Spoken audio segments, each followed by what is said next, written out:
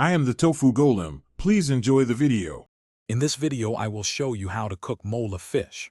First, let's get our mola fish ready. Start by scaling it under cold running water, making sure to remove all the scales. Next, carefully trim off the fins and tail with kitchen shears. Then make a small incision along the belly to remove the internal organs. Give it a good rinse, both inside and out, to ensure it's perfectly clean and ready for the next steps. This preparation is key for a delicious meal.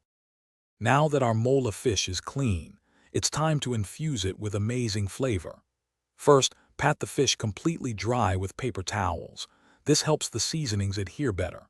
Then generously rub about 1 teaspoon of salt all over the fish, inside and out. For a beautiful color and a hint of warmth, add about half a teaspoon of turmeric powder and 1/4 teaspoon of red chili powder. Finish with a squeeze of fresh lemon juice for that bright, zesty kick. This combination will create a truly aromatic and delicious dish. With our mola fish seasoned, let's explore some fantastic cooking methods. Pan frying is a quick option. Heat a little oil and cook for about 3 to 4 minutes per side until golden and crispy. For a smoky touch, try grilling it for 5 to 7 minutes per side until it flakes easily.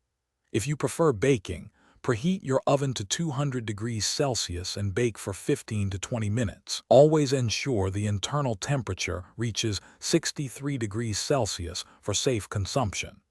Each method offers a unique and delicious outcome. Your perfectly cooked mola fish is now ready to be enjoyed. For a classic and satisfying meal, serve it immediately alongside a generous portion of fluffy steamed rice. A sprinkle of fresh cilantro or finely chopped spring onions adds a lovely burst of color and aroma.